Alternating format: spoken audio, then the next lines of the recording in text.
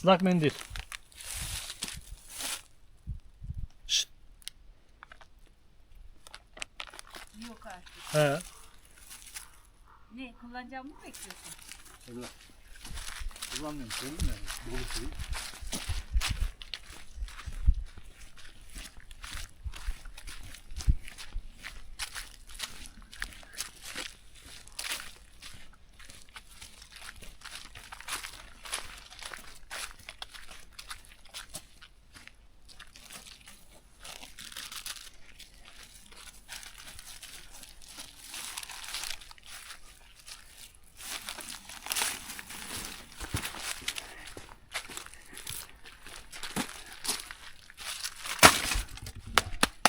Tamamdır.